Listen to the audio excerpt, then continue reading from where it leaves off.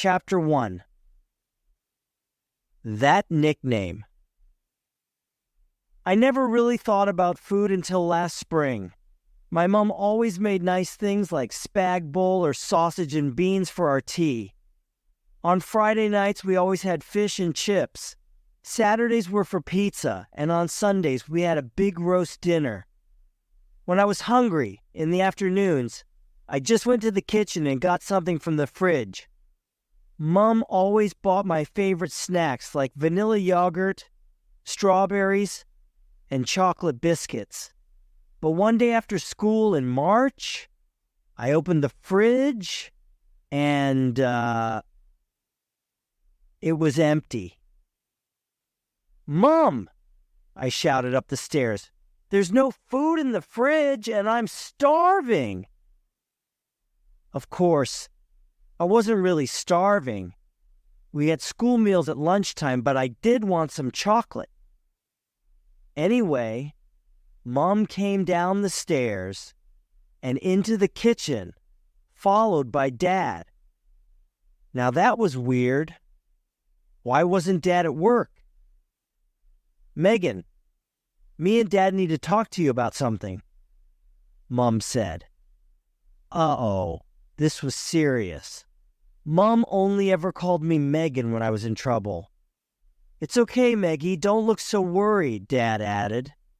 Okay, so maybe no one was dead and they weren't getting divorced. Phew, maybe it was about that maths test I did last week then. My teacher, Mrs. Bright, said she was a bit disappointed with my result. No, wait a minute. Maybe our neighbor, Mr. Cullen, was angry because I went over his flowers on my bike. But that was just an accident. Meggie, are you listening to me? I said we're just having a bit of money trouble, that's all. Dad tried to reassure me. "What kind of money trouble?" I asked. "Mom's working full-time, and you have some hours at the biscuit factory." "I know, Meggie, but since I lost my job, things have been hard," Dad explained. "And today, the factory bosses told Dad they don't have any work for him," Mom continued. "OMG, we're going to be poor. Does this mean that we're going to lose our house and have no money for food or clothes?" I asked, suddenly feeling very scared. "Of course not," Mom and Dad replied in unison, but they didn't look very convinced. "It just means that we'll have to be more careful with our money," Mom said. Oh. That didn't sound too bad, but I was about to discover that it was in fact very bad. I left Mom and Dad drinking a cup of tea around the kitchen table. Tea is the solution to everything in our house. And went to the garden. Leah was sitting on the grass, talking to her teddies. Leah is my little sister. She's totally cute and everyone loves her. Leah was organizing a tea party with her bear friends. I told you, tea is a big thing for us, and invited me to join them. "Meg, come and have some tea and cake," she said. "Thank you very much, Miss Leah," I replied as I tried to find a space between all the other guests.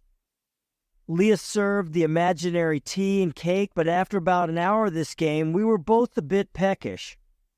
"I'll go and get us a real snack now, Leah," I offered.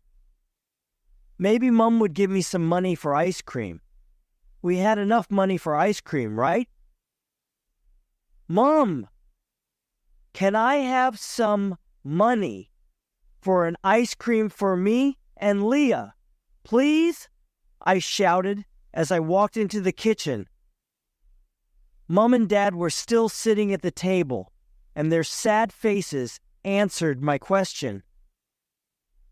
"Sorry, love," Dad offered. "We'll go to the supermarket later and get something after 6 p.m.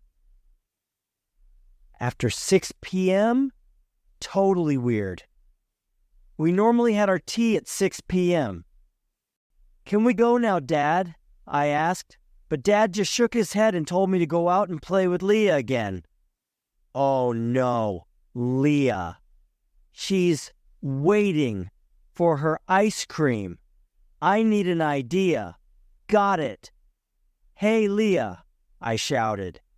I've got an amazing magic ice cream sundae for you. Where is it? She asked, really excited. It's magic, remember?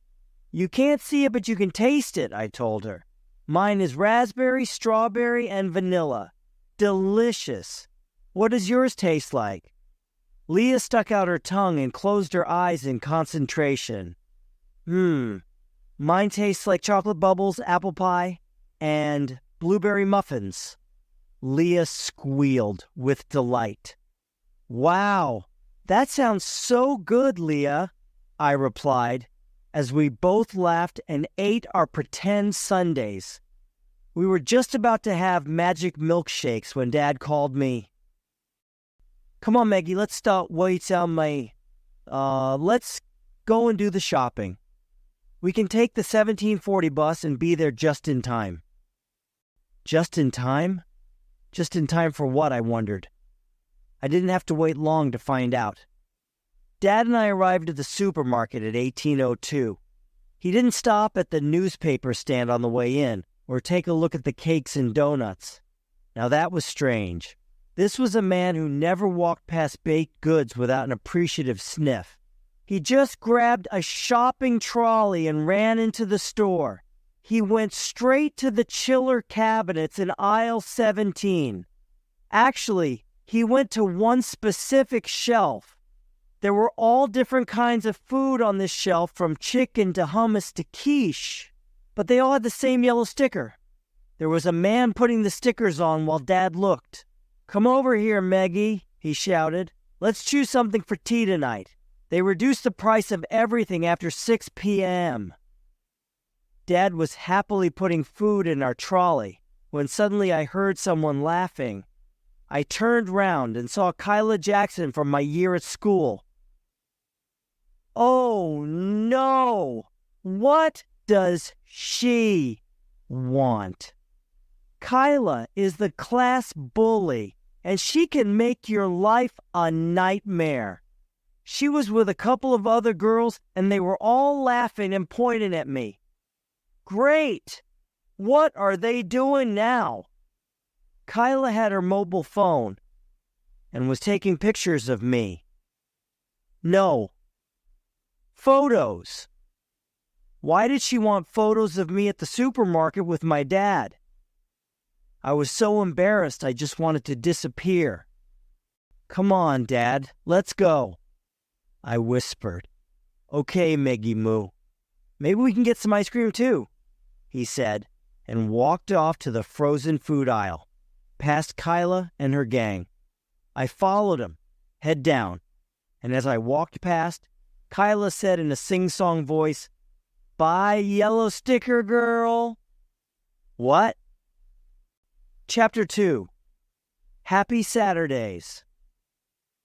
The yellow sticker girl. That was my new nickname at school. It wasn't a nice nickname like Meggie or Meg or even Meggie Moo, which was quite embarrassing at my age. It was horrible. Kyla posted my photo at the supermarket all over social media with the hashtag DOS the yellow sticker girl.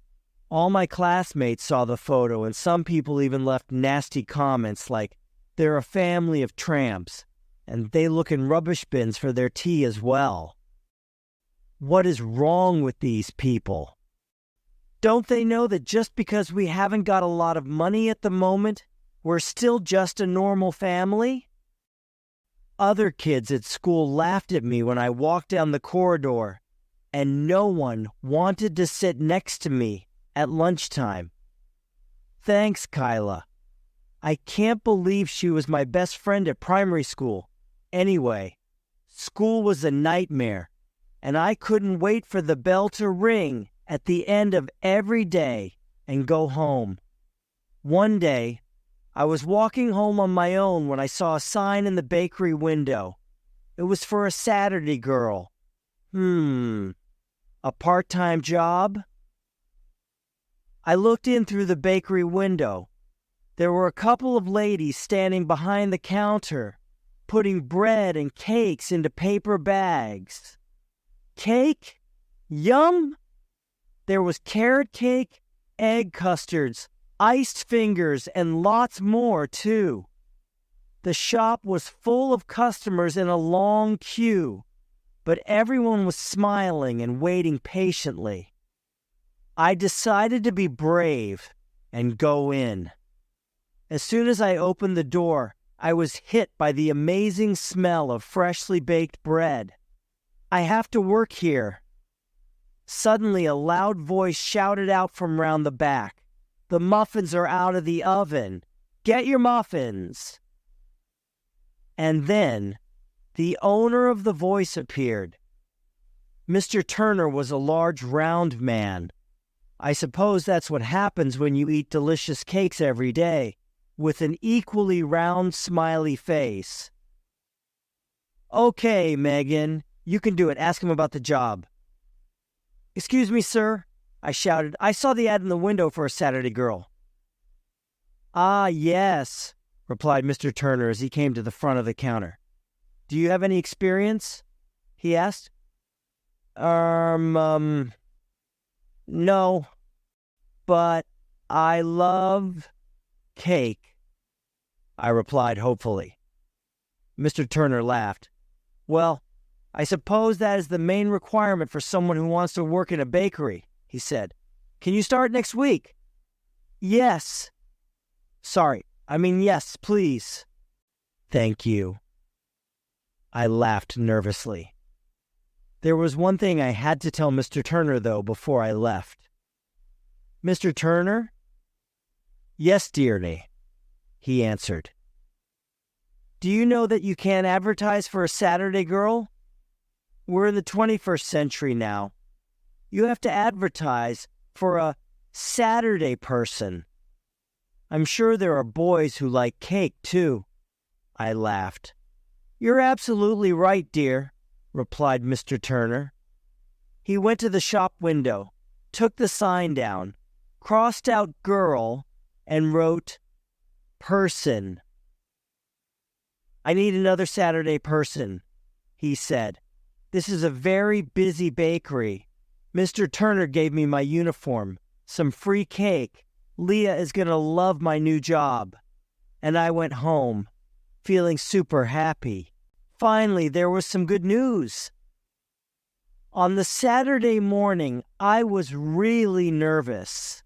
I went downstairs for breakfast and there was a surprise waiting for me. A full English breakfast. Dad was putting everything onto a big plate. You're a worker now, he said. You need a good breakfast. Thanks, Dad, I smiled back. Leah came into the kitchen then with Mum. There was bacon and eggs for her too, but Mum and Dad just had a cup of tea. Where's your breakfast? I asked, but they just shook their heads and said, We're not hungry this morning, love. Eat up. Leah is too young to understand and happily ate her breakfast, but I was already thinking about the first thing I wanted to buy with my wages. Bacon and eggs for everyone. After breakfast, I went upstairs and got my uniform on. The red skirt and red and white striped blouse made me feel very important. I have a real job, but I wasn't too sure about the white hat. Mum, Dad, and Leah all thought I looked great, of course. You look beautiful, said Mum. Yes, and so professional too, added Dad. Cute, laughed Leah. I walked to the bus stop feeling happy and confident. The 2:04 bus came on time, and 10 minutes later, I was in town. I had butterflies in my tummy, but I was excited too. While I was walking to the bakery, I saw Kyla and some of the other girls, but luckily, they didn't see me. I decided to go straight to the bakery. A run-in with Kyla before my new job? No thanks. I was a few minutes early, but Mr. Turner was just happy to see me. Come on in, Kyla, dear. He welcomed me. We're busy this morning. Get your hat on. I spent the next 4 hours serving bread and cake, smiling at customers and trying to resist the temptation to eat a strawberry tart. Everyone was so nice, and the morning passed really quickly. At the end of my shift, Mr. Turner came to talk to me. Well done, Meghan, he complimented me. You worked really hard. You're smart, and the customers love you. Wow, thanks, Mr. Turner, I replied. Then he gave me an envelope with my wages in and a bag of bread and cakes. We don't like to waste food, he said. I loved my job. I went to the bakery every week. Saturday was my favorite day of the week. There was even a new Saturday boy. I used my wages to buy treats for all the family. I didn't need to ask Mom and Dad to top up my mobile phone anymore either. I used my money. Saturdays were my escape from the nightmare of school until one day I saw Kyla and some other girls at the bus stop. I was waiting for the bus to go to work when I heard, "Hey, yellow sticker girl! Oh no, not here as well." I looked over the road and Kyla was taking another photo of me in my uniform.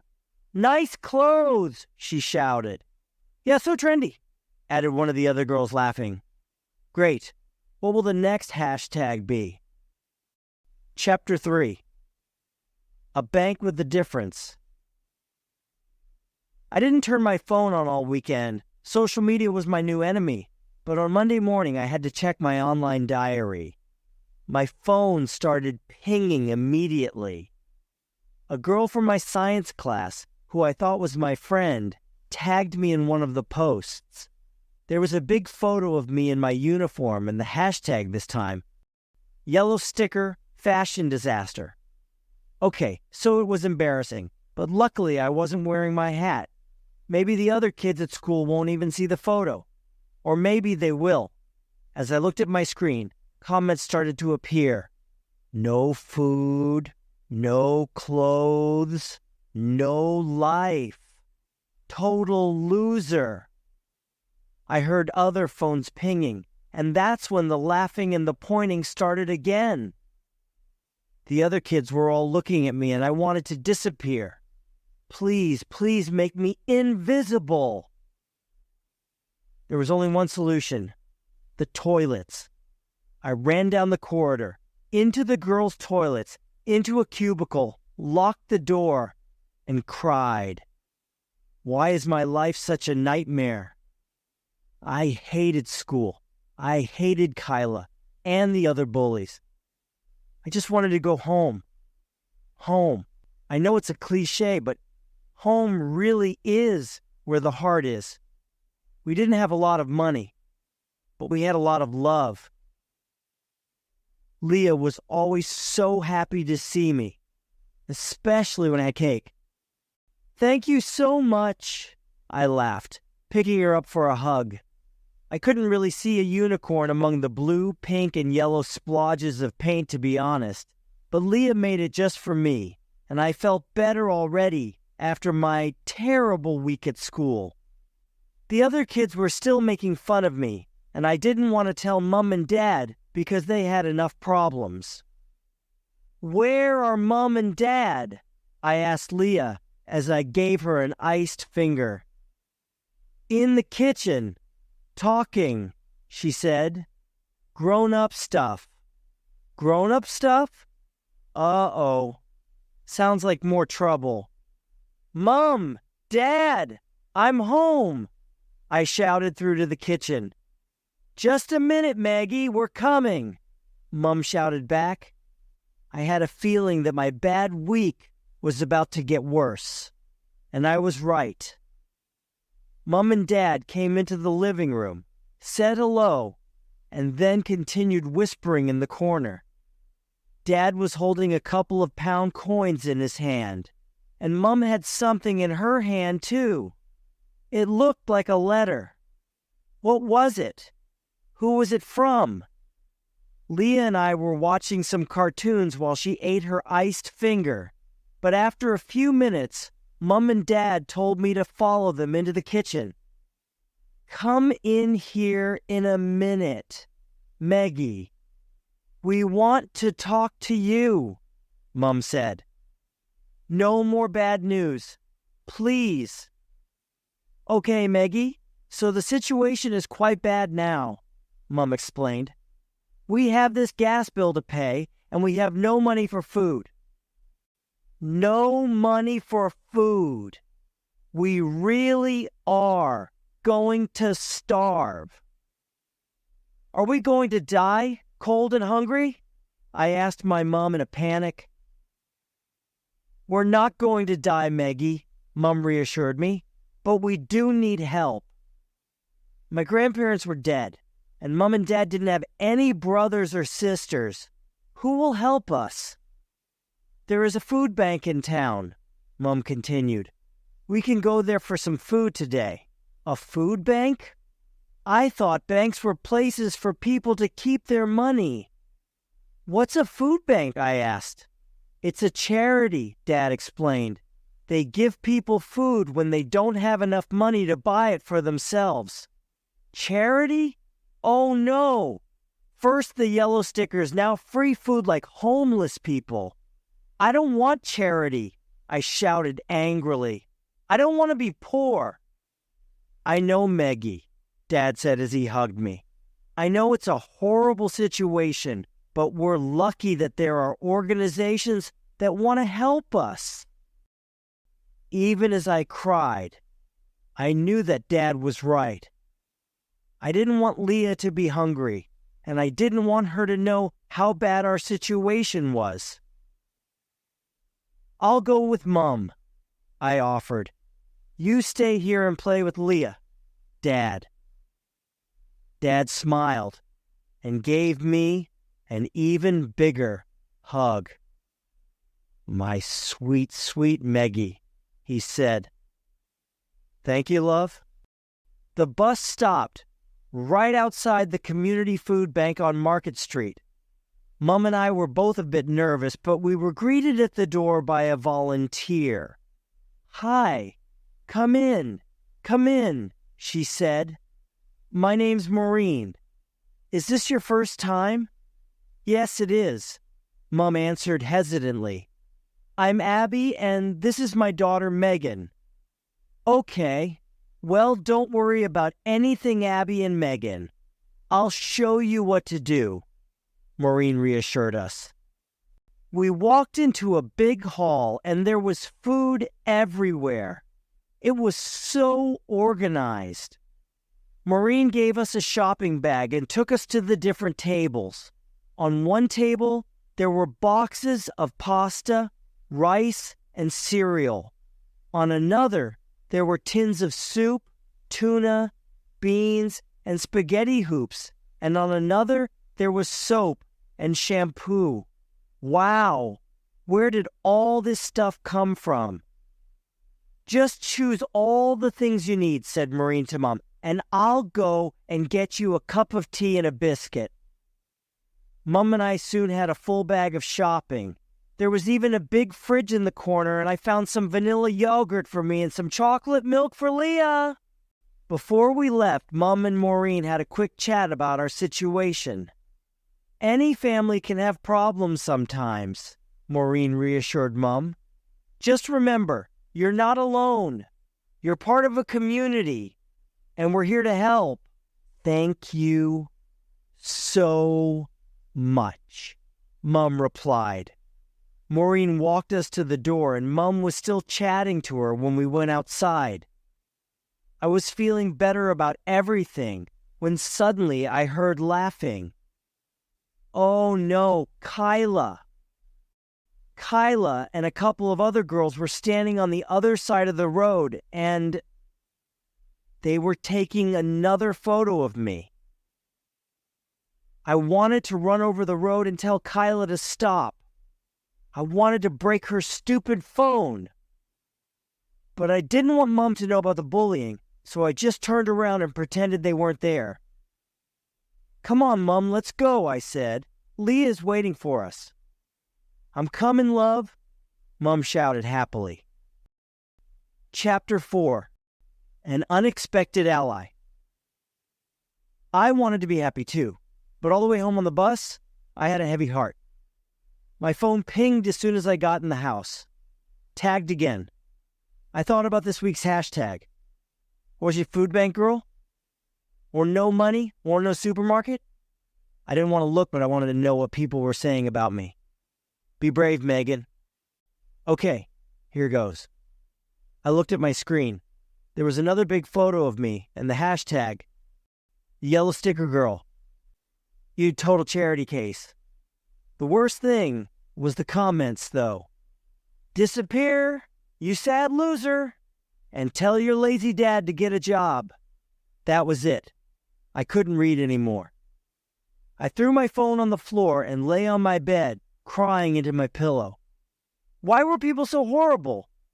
My poor dad wasn't lazy. He was fantastic. After a few minutes, I heard a knock on my bedroom door. It was Mom. "Come and have a vanilla yogurt, love," she said as she came into my room, but she stopped when she saw me on the bed. "What's wrong, Meggie?" she asked. "Come here, love." Mom gave me a big hug, and I really wanted to tell her about Kyla and the other kids at school. "Remember, you can tell me and Dad anything, Meggie," Mom continued. "I know, but you and Dad have enough problems at the moment," I said. "Listen to me, Meggie," Mom said in her serious voice. "Your dad and I have some money problems, that's all. The most important thing for us is that you and Leah are happy. Now tell me what's wrong." Between my tears, I told Mom everything.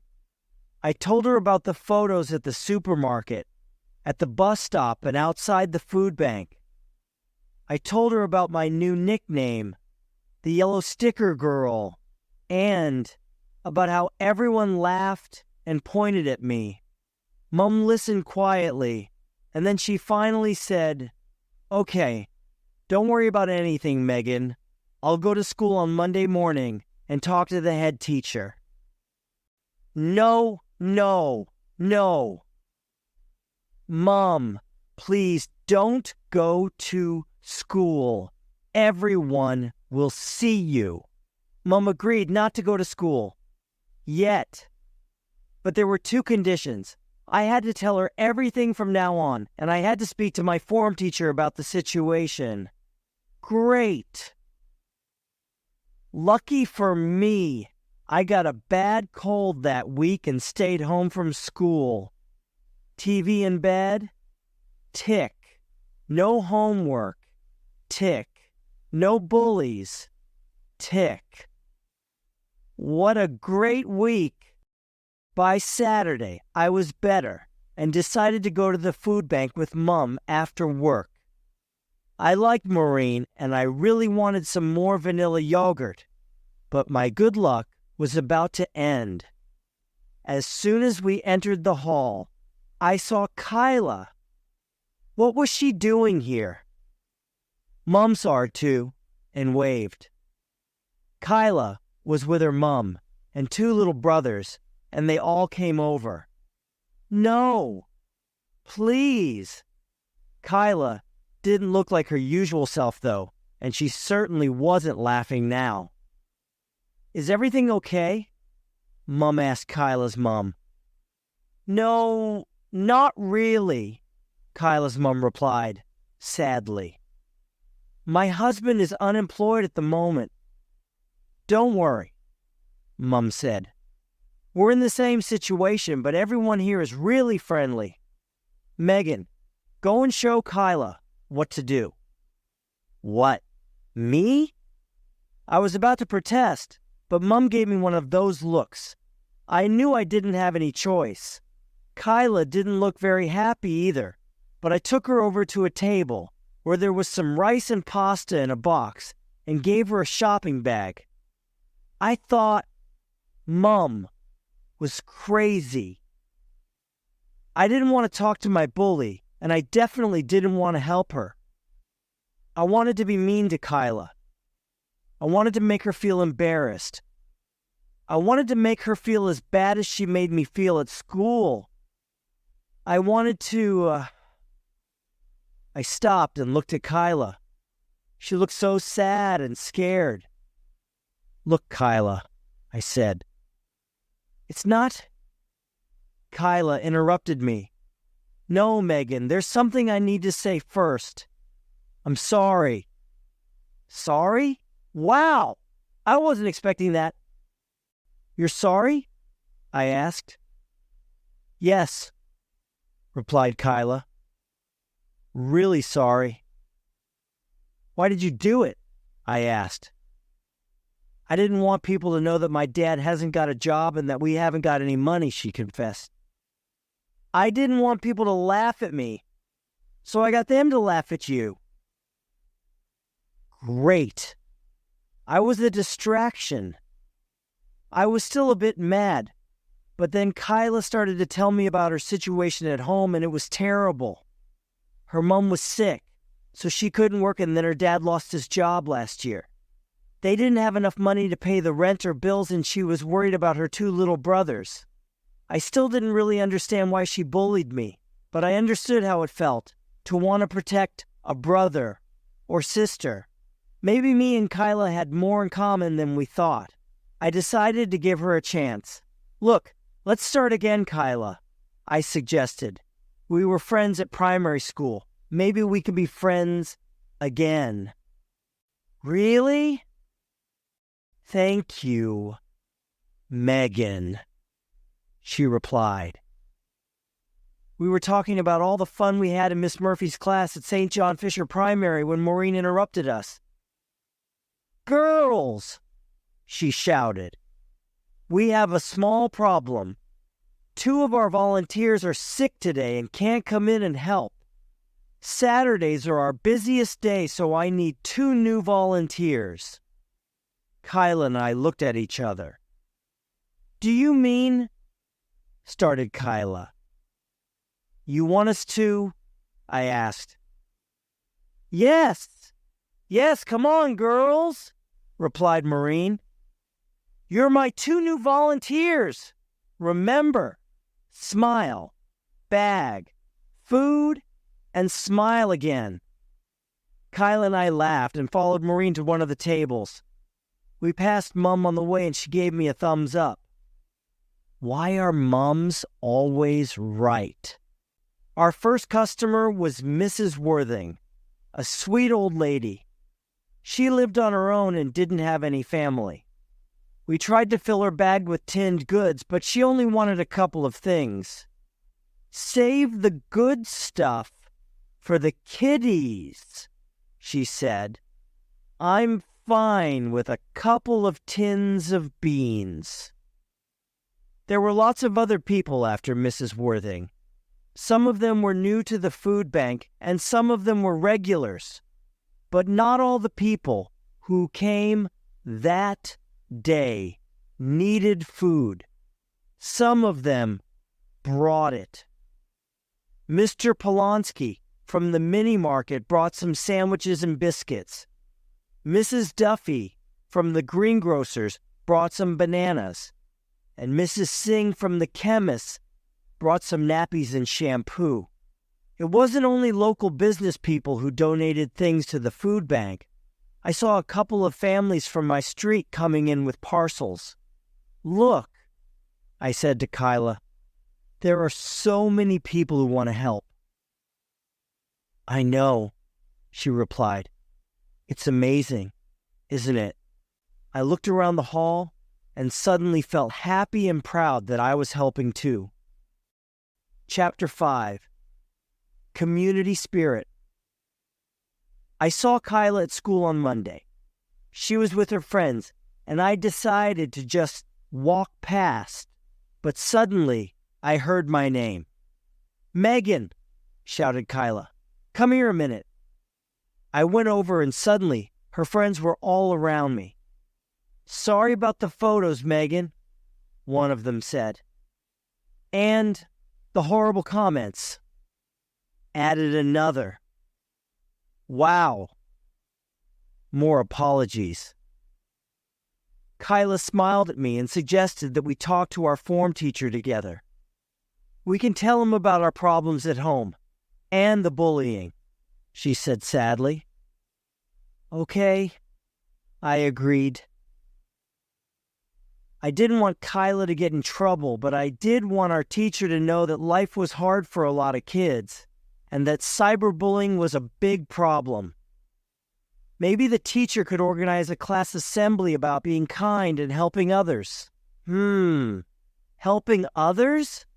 What could I do to help other people more? I suddenly had an idea. I could ask Mr. Turner for more bread and cake at the end of my Saturday shift and take it to the food bank. Or I could deliver it to some of the old people who lived near me and didn't have enough money for treats. I really liked the idea. I thought about my ideas all week and decided to speak to Mr. Turner on Saturday. I told him all about my family situation, about the food bank, and about my idea for helping more people. He was happy to help. "That sounds like a great idea, Meghan," he said. "And you know I don't like food waste." I was so excited and I couldn't wait to tell Kyla. "Kyla, listen to this," I said, as soon as I saw her. I explained everything to Kyla and she was really enthusiastic. "That's brilliant, Meghan," she said. "But maybe we could do more." "More? Wow, that sounded exciting." "Tell me, Kyla," I said. "What's your idea?" "I want to use social media for something positive," she said. "I want to write a post about the food bank and ask people to make donations." Genius! Kyla had a lot of followers and hundreds of people saw our post. The food bank received new donations every week from businesses and local people. I was really happy, and then about a month later, things got even better. "I've got a job, Meggie Moo," Dad shouted one evening. We had enough money now, but I still worked at the bakery. I loved that job, and I still went to the food bank every Saturday with Kyla to help Maureen. After we finished, Kyla and I always went to the supermarket together, but never before 6 p.m. We loved to look at all the stuff on offer in the chiller cabinet on aisle 17. Sometimes we found some unusual yellow sticker ingredients for dinner. "What's kale?" I asked. "Looks like a kind of cabbage," Kyla replied. "Okay. It's only 45p. Maybe I can use it in a stir-fry with these mushrooms and this beef," I said. "Sounds like a plan," laughed Kyla. Kyla often slept over at my house on Saturday evenings, and we spent hours inventing recipes with our yellow sticker ingredients. Okay, so maybe our fish and apple rice wasn't the best combination, but our pasta bake with tuna, peppers, onions, and cheese was delicious. It cost less than £2 to make, and everyone loved it. "We make some really nice dishes," Kyla said suddenly. "I know," I agreed. "They taste great, and they are really cheap too. Plus, we are reducing food waste," she added. "We are," I smiled. "And we can freeze our leftovers too, so there is zero waste." "We're just so cool," she laughed. "Seriously, we should share our ideas." "But how?" I asked. Social media, we shouted in unison. We need our own page, Kyla said. What can we call it? We need something original, I replied. How about the yellow? Sticker Girls, finished Kyla. I love it. Me too, I smiled.